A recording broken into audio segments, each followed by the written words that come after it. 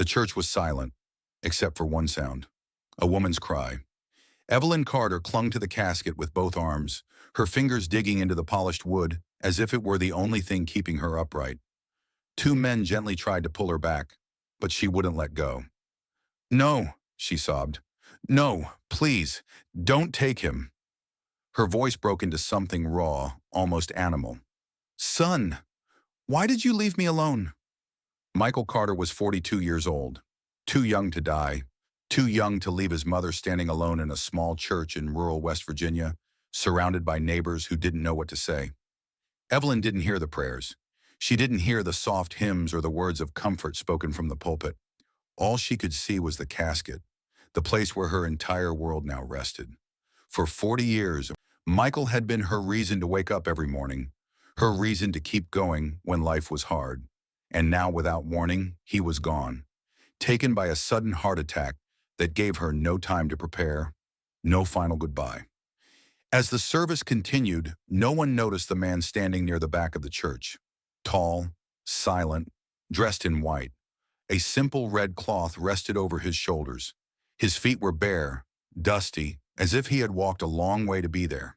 His eyes never left Evelyn. They held no judgment, no urgency, only a deep, unsettling compassion. But Evelyn didn't see him. Not yet. Before we continue, if you believe that no one is ever truly alone, especially in their darkest moments, subscribe to Heaven Walks With Us. These are the stories that remind us that hope often arrives when we least expect it. Because Evelyn had no idea. Her son hadn't left her empty-handed. He had left her one final reason to live. Evelyn Carter had been a mother long before she learned how to be anything else. Her husband left when Michael was barely 6 months old. No note, no explanation. Just an empty closet and the sound of a truck pulling away down a gravel road. From that day on, it was just the two of them. Evelyn learned quickly that the world was not kind to single mothers, especially poor ones. She cleaned motel rooms during the day, waited tables at a roadside diner in the evenings, and took overnight shifts at a nursing home when she could no longer make ends meet. She slept when Michael slept. She ate whatever he didn't finish. Every decision she made revolved around one question: will this keep my son safe? Michael grew up knowing his mother's hands before anything else. Hands that smelled like soap and bleach. Hands rough from work, yet always gentle when they brushed his hair or wiped dirt from his face. She went to every school meeting, every basketball game, every graduation ceremony. When Michael became an accountant and landed a steady job with a logistics company, Evelyn cried harder than she had the day he was born. Not because she was sad, but because, for the first time, she believed her sacrifice had been worth it. Michael called her every Sunday, sometimes more. He never married, never brought anyone home. When neighbors asked why she didn't have grandchildren yet, Evelyn laughed it off and said, "As long as my boy's happy, that's enough for me." And for a long time, it was, until the night the phone rang. Until a calm voice on the other end said words Evelyn could not understand. "Your son collapsed. We did everything we could. I'm so sorry." After that moment, life didn't feel real anymore. It felt like someone had turned off the light, and Evelyn Carter, who had spent 40 years surviving for one person, was suddenly left with no reason to keep breathing. The house felt wrong after the funeral. Too quiet. Evelyn closed the door behind her and stood there for a long moment, her hands still resting on the knob, as if she might turn around and leave again. The air inside was cold, even though the heater was on. Or maybe it was just her body that no longer felt warmth. She didn't turn on the lights. She didn't take off her coat. She simply walked to the old armchair by the window, the one Michael used to sit in whenever he visited, and lowered herself into it with a tired sigh. From that spot, she could see the road outside, the same narrow road she had watched for decades, waiting for Michael to come home from school, from work, from the city. Now there was nothing to wait for. The clock on the wall kept ticking, each second loud and unbearable. Evelyn reached out and stopped it. The silence that followed was almost worse. She sat there for hours. She didn't cry. She didn't pray. She just stared at the wall, her mind empty, as if all her thoughts had been buried along with her son. That night, she slept in the chair. Not because she wanted to, but because the bedroom felt too big, too final. Michael's voice still echoed there in her memory, laughing, teasing her for keeping the house too cold. The next morning, her neighbor Ruth knocked softly on the door. She came every day after that. Ruth would leave a bowl of soup on the kitchen table, kiss Evelyn on the cheek, and tell her to call if she needed anything. The soup always went cold. The phone never rang. Days blurred together. Evelyn forgot to eat, forgot to drink water, forgot what day it was. At night, she lay awake listening to the sounds of the house settling, the creak of old wood, the hum of the refrigerator, the distant bark of a dog. Every noise made her heart jump, as if Michael might walk in at any moment and say this had all been a terrible mistake. But he never did. One evening, as the sun dipped behind the hills, Evelyn whispered into the empty room, "I did everything for you." Her voice cracked. "I don't know how to live without you." For the first time since the funeral, a single tear rolled down her cheek, and with it came a thought that scared her more than the silence ever could. Maybe I don't want to live at all. Evelyn avoided Michael's bedroom for 3 days. She passed the door again and again, her eyes sliding away from it as if it might open on its own. The handle remained untouched. The room felt sealed in time, like a place where grief waited, fully formed, ready to strike the moment she stepped inside. On the fourth morning, something changed. The house was too quiet. The silence pressed against her chest until it became hard to breathe. Evelyn stood in the hallway staring at the door, her hand trembling as she reached for the knob. "I can do this," she whispered, though her voice had no conviction. The door creaked softly as it opened. The room smelled faintly of Michael. Soap, clean cotton, a trace of the cologne he wore when he went into the city. Everything was exactly as he had left it during his last visit 3 weeks earlier. The bed was neatly made. Books were stacked on the desk, perfectly aligned. A half-packed suitcase sat in the corner, one shoe still lying on its side, as if he had planned to finish packing and never came back. Evelyn took a step inside, then another. Her knees gave way, and she sat down slowly on the edge of the bed. The mattress dipped beneath her weight, and for a moment she imagined Michael sitting beside her, tying his shoes, telling her not to worry so much. She pressed her palm into the blanket, breathing in deeply, trying to capture whatever was left of him. It wasn't enough. Her eyes drifted to the nightstand. She opened the top drawer, expecting nothing more than receipts, old watches, loose change. Her hands moved mechanically, pushing things aside. Then she felt it, something different. At the very back of the drawer, hidden beneath folded papers, was a small cardboard box. Plain, unmarked. The kind of box people use to hide things they're not ready to explain. Evelyn froze. Her heart began to pound in her ears. Michael had never hidden anything from her. Not really. He had always been careful, always respectful. But secrets were not something she associated with her son. She lifted the box out slowly and placed it on the bed between her hands. For a long moment, she just stared at it. A strange fear crept into her chest. Not fear of what was inside, but fear of what it might change. "If this hurts," she murmured to the empty room, "I don't know if I can take it." With shaking fingers, Evelyn opened the box, and in that instant, everything she thought she knew about her son began to fall apart. Inside the box were photographs. Evelyn lifted the first one with trembling fingers. It showed Michael standing beside a young woman she had never seen before. She had dark hair pulled back loosely, a shy smile, her head tilted slightly toward him as if she trusted him completely.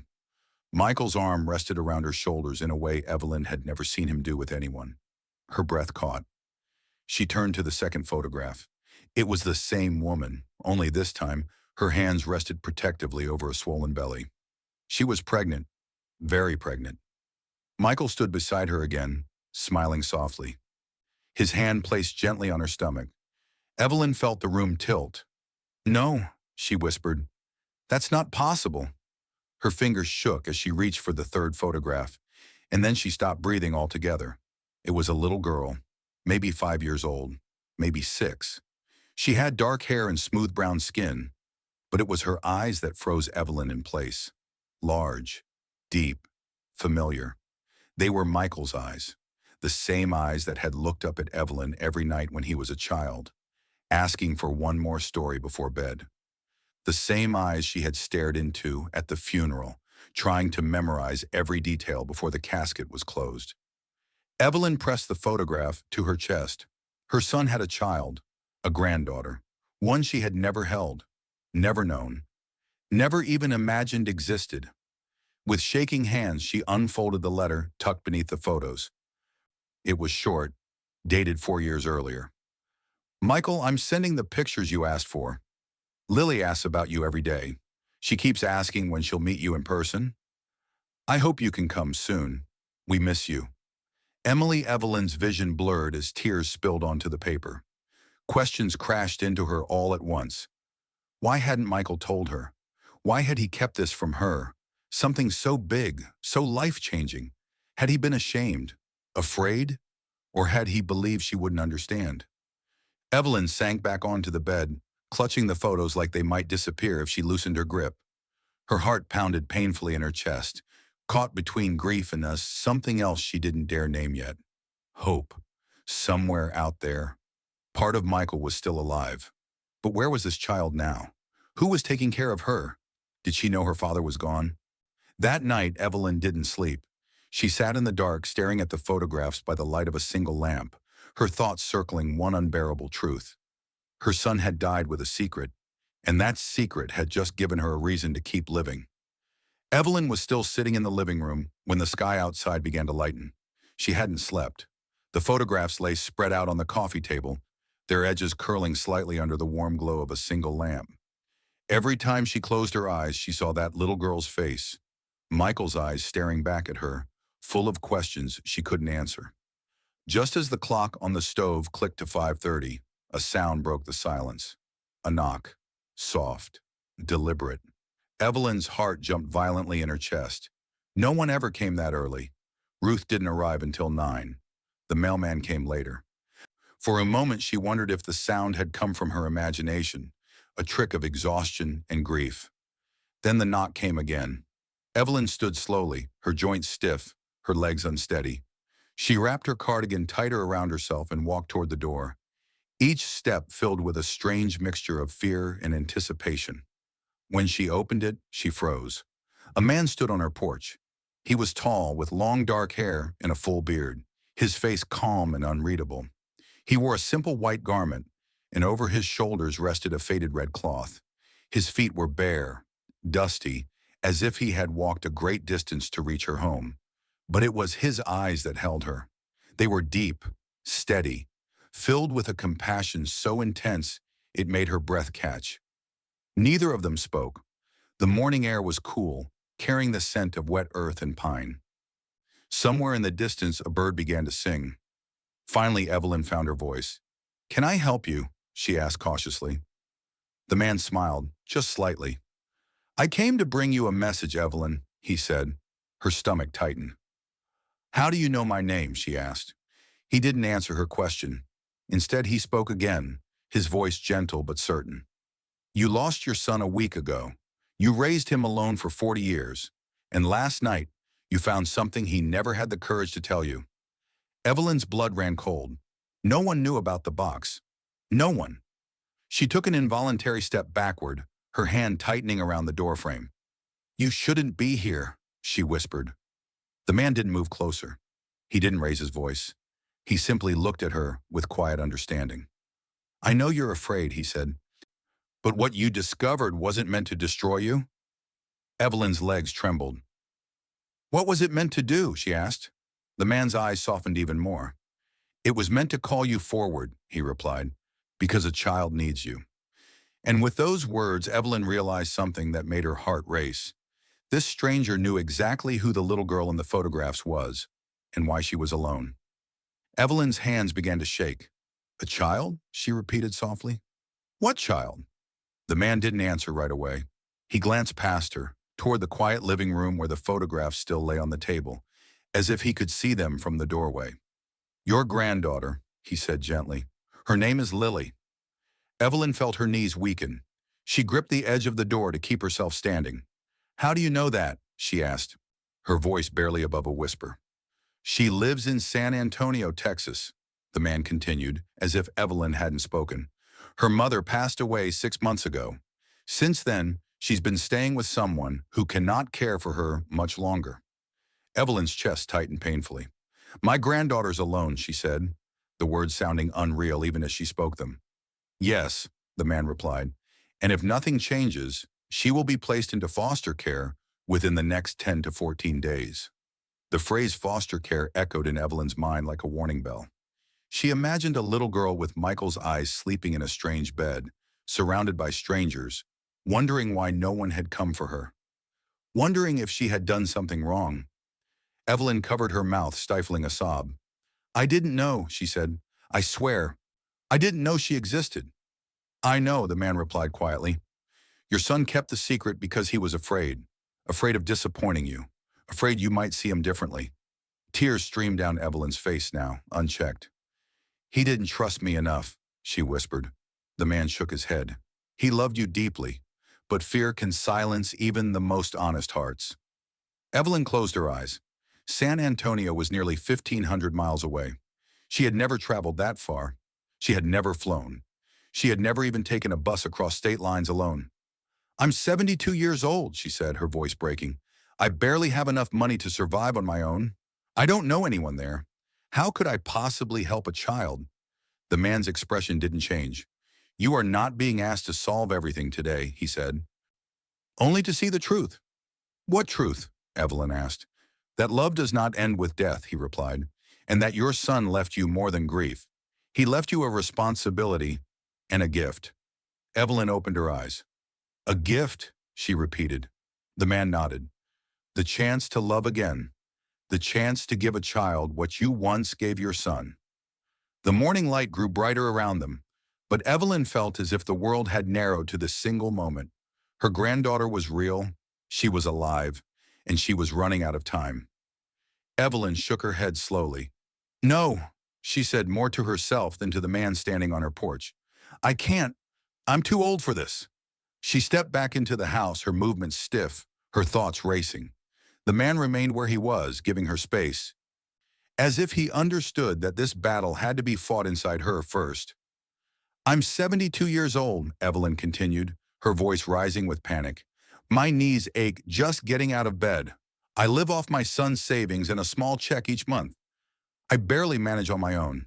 She turned to face him, her eyes filled with fear. How am I supposed to raise a 5-year-old, she asked. How do I protect her, feed her, take her to school? What happens when I get sick? What happens when I'm gone? The questions spilled out faster and faster, each one heavier than the last. The man listened without interrupting. When she finally fell silent, he spoke. You asked the same questions once before, he said quietly. Evelyn frowned. What do you mean? When your husband left, he continued, when you were young, frightened, and completely alone with an infant in your arms. Evelyn's breath caught. You didn't have money then either, the man said. You didn't have help. You didn't know how you would survive. But every morning you got up anyway. She swallowed hard. You worked until your hands cracked, he said. You went without sleep, without comfort, without certainty, and somehow your son grew into a good man. Evelyn felt tears sting her eyes. That was different, she whispered. I was young then. The man stepped closer, not threatening, not forceful, just close enough for his presence to be felt. The difference, he said gently, is that this time, you are not being asked to do it alone. Evelyn looked up at him. I don't understand, she said. You were stronger than you knew then, he replied. And you are stronger than you believe now. He reached into the fold of his garment and removed a small piece of paper. He held it out to her, waiting. Evelyn hesitated before taking it. Written neatly across the page was an address. San Antonio, Texas. This is where Lily is, the man said. Someone kind is caring for her, but not for much longer. Evelyn stared at the paper, her hands trembling. And if I don't go? She asked. The man's voice softened. Then the child your son loved will believe no one came for her. Silence settled between them.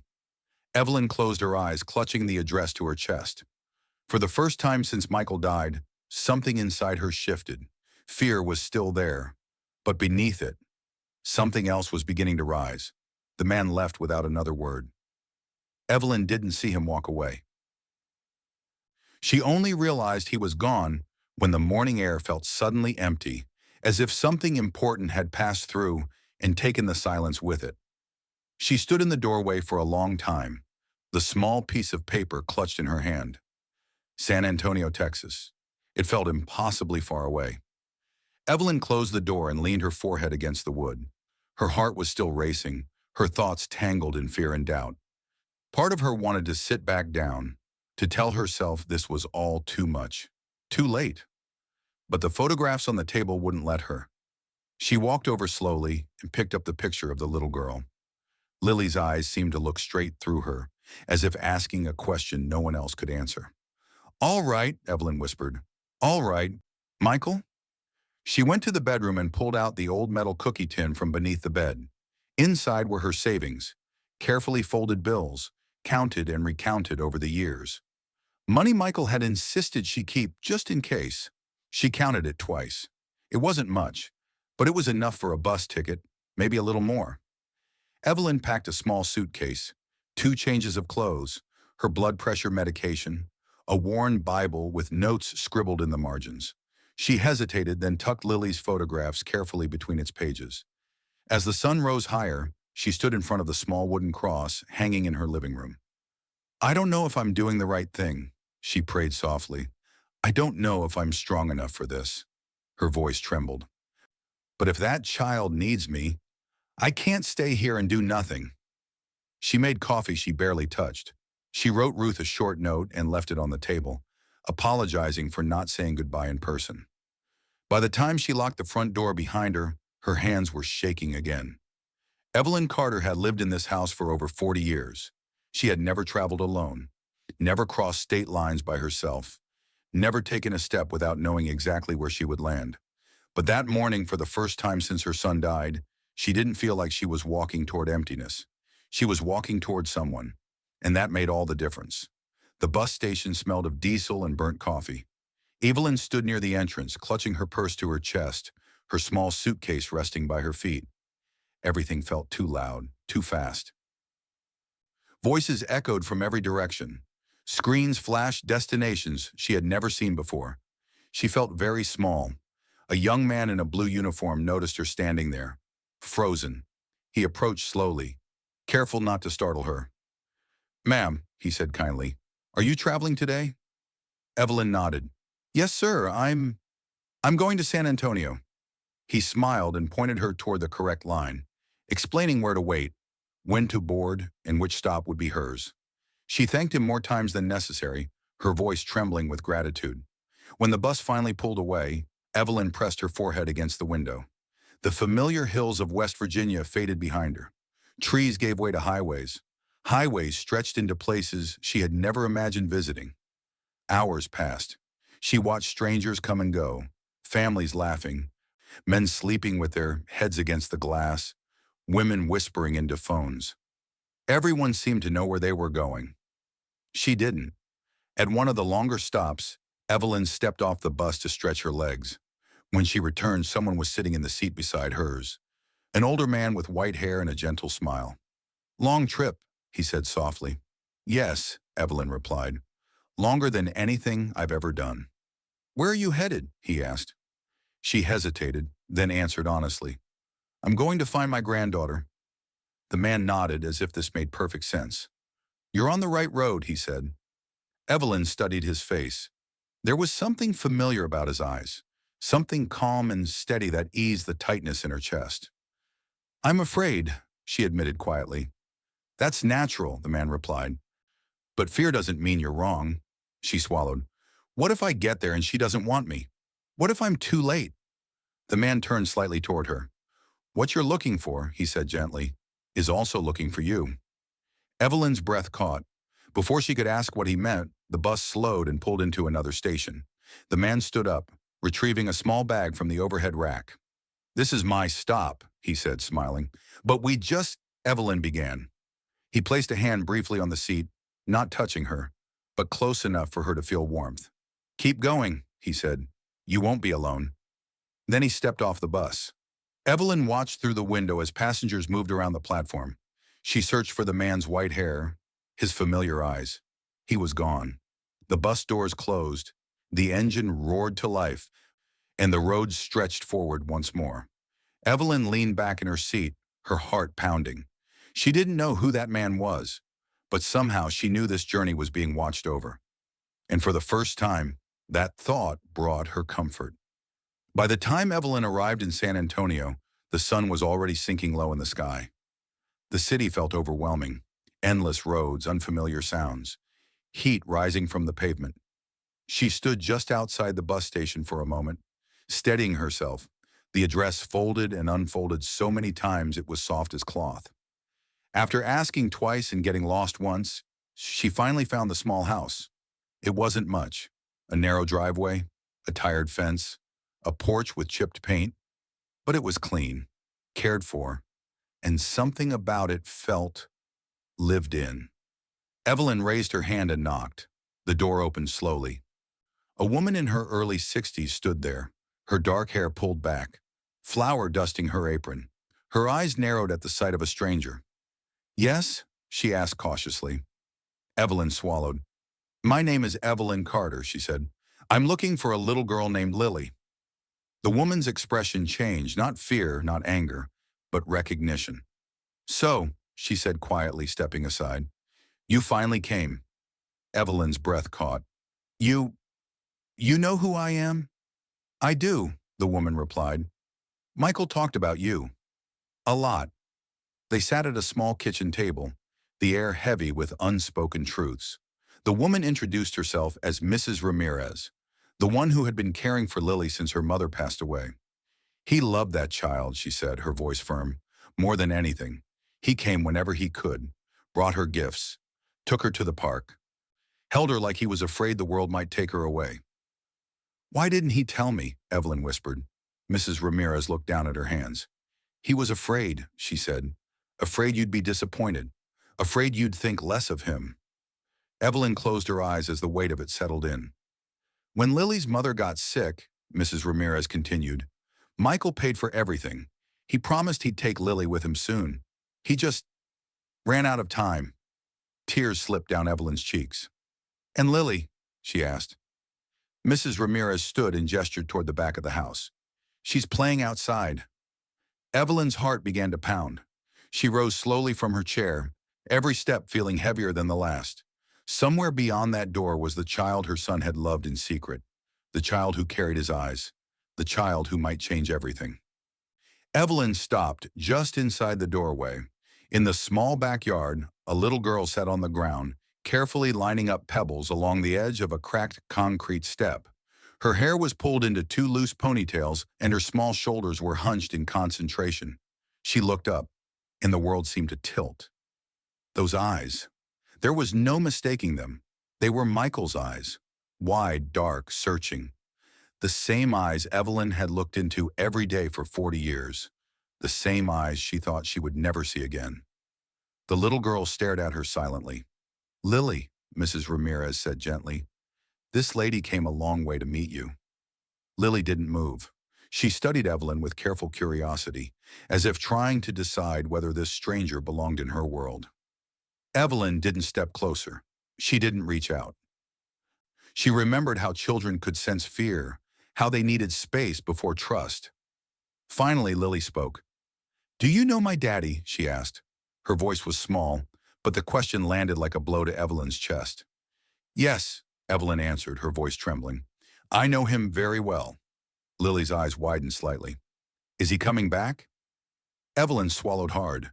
She had rehearsed this moment in her mind 1,000 times on the journey here, but nothing prepared her for the reality of it.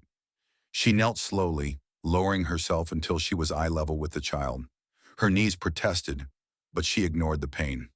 "Your daddy loved you more than anything in the world," Evelyn said softly.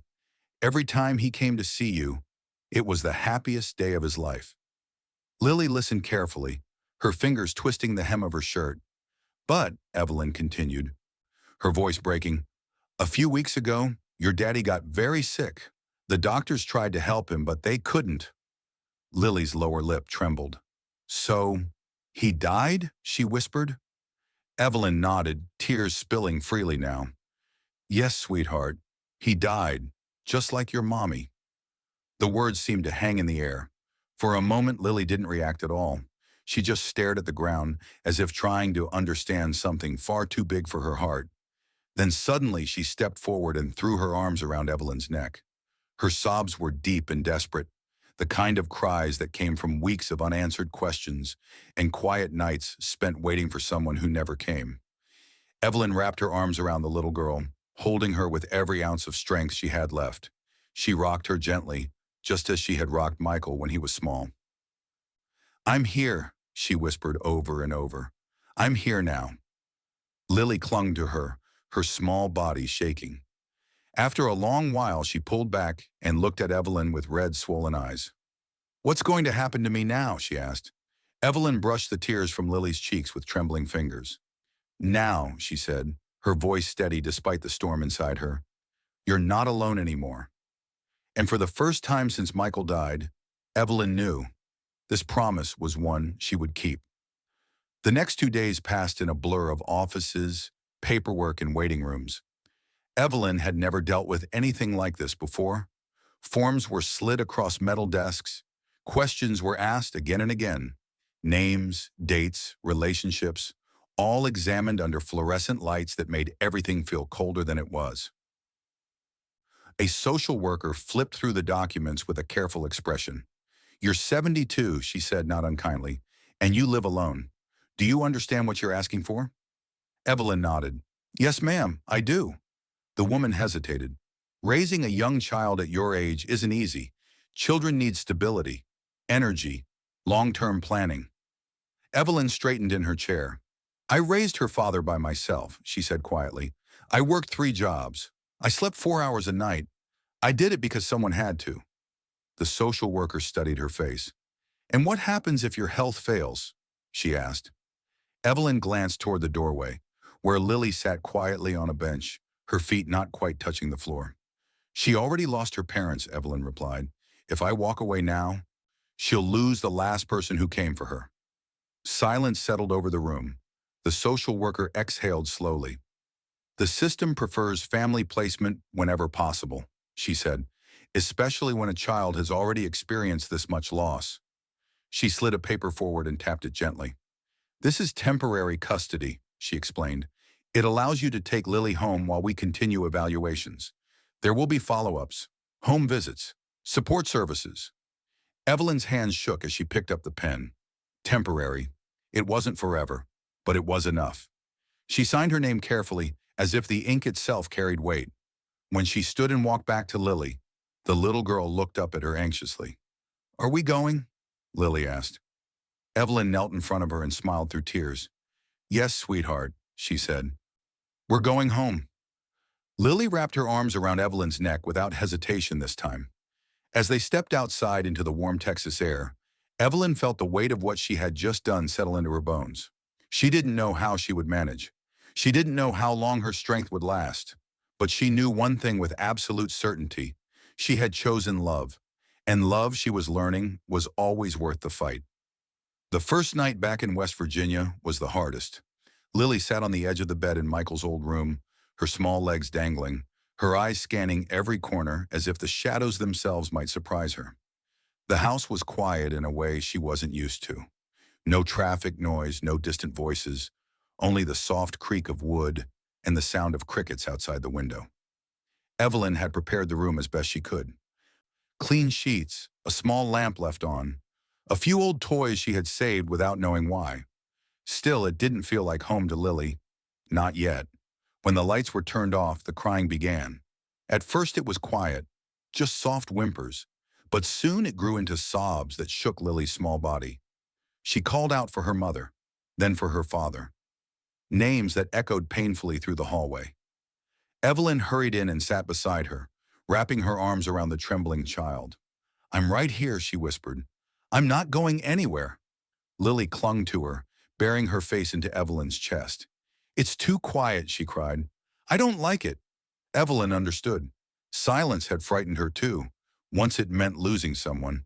She rocked Lily gently, just as she had rocked Michael so many years ago, humming a tune she hadn't sung in decades. Her arms ached. Her back protested, but she didn't stop. Eventually, Lily's breathing slowed. She fell asleep with her hand still gripping Evelyn's sleeve, as if afraid she might disappear. Evelyn stayed there long after the child slept. She studied Lily's face in the dim light, the curve of her nose, the familiar shape of her mouth. It was like looking at Michael as a child all over again. The next morning brought small routines. Breakfast for two, shoes placed carefully by the door, a short walk to the market where curious neighbors smiled and whispered. Lily stayed close to Evelyn's side, her fingers wrapped tightly around her hand. That night the crying came again, but softer this time. And on the third night, Lily slept through until morning. Healing, Evelyn realized, did not arrive all at once. It came in fragile steps, in quiet moments. In choosing to stay, even when it hurt. And slowly, without either of them noticing, the house that once felt like a tomb began to feel like something else, like a beginning. Sunday morning arrived quietly. Evelyn dressed Lily in a simple white dress that Ruth had brought over, her hands careful as she buttoned it closed. Lily stood still, unusually patient, watching her grandmother's reflection in the mirror.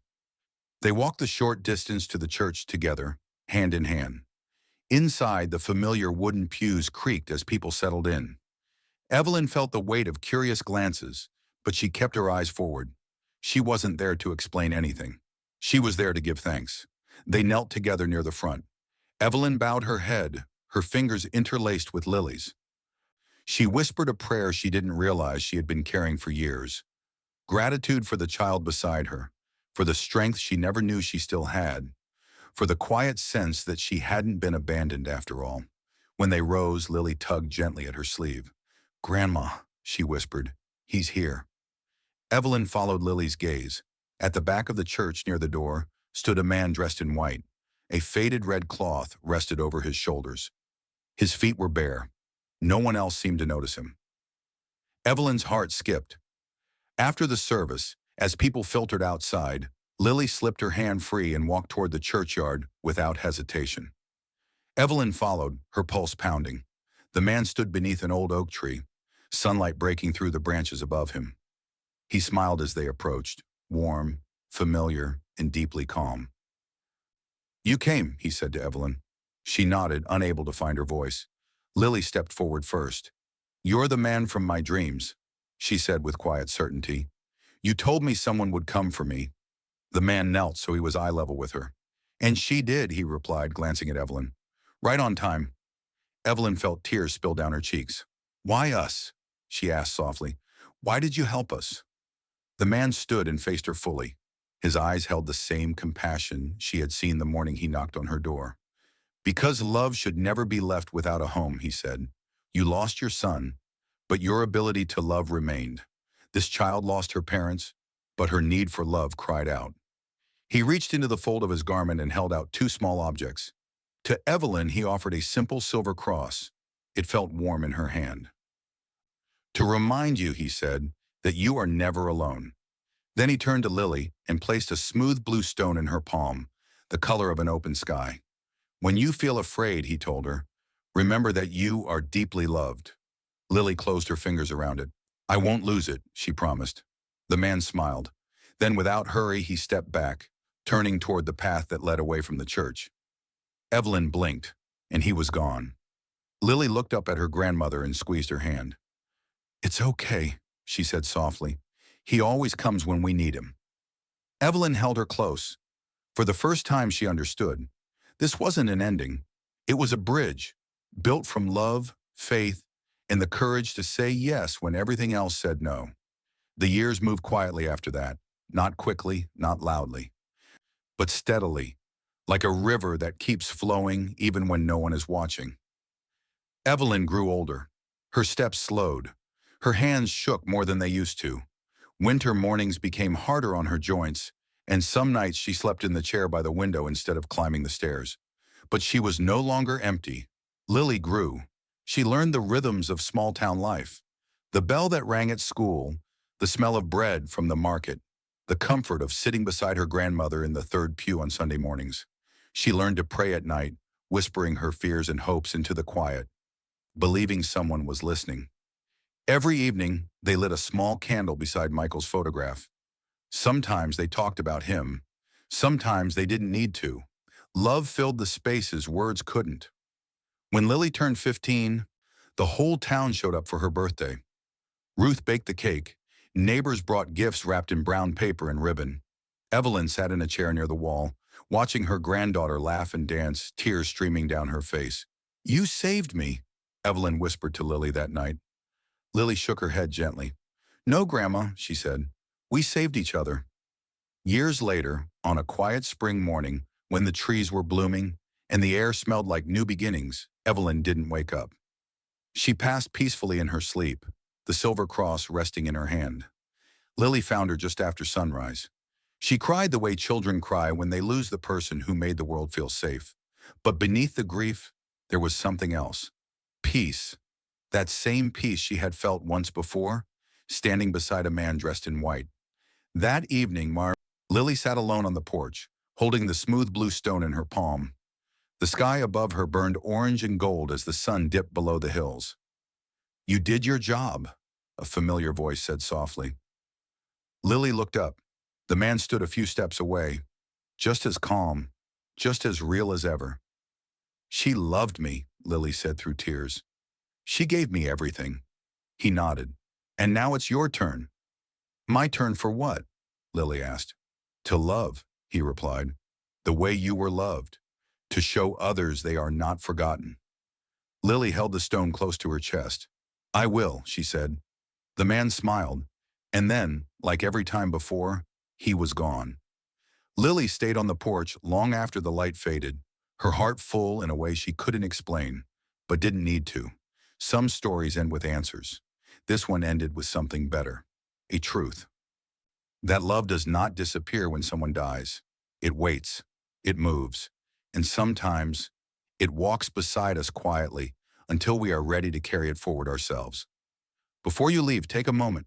Think about this story, about a woman who believed her life had ended, and a child who believed no one was coming for her. And ask yourself this: have you ever felt that someone appeared in your life at exactly the right moment? Not when you were ready, but when you needed it most? Maybe it was a stranger. Maybe it was a quiet voice. Maybe it was a door that opened when everything else was closing. If this story touched your heart, share it with someone who might need hope today, and tell us in the comments, where are you watching from and what part of this story stayed with you the most? If you believe that love doesn't end, that faith can appear in ordinary moments, and that no one is ever truly alone, subscribe to Heaven Walks With Us, because sometimes the miracle isn't loud. Sometimes it simply walks beside us. We'll see you in the next story.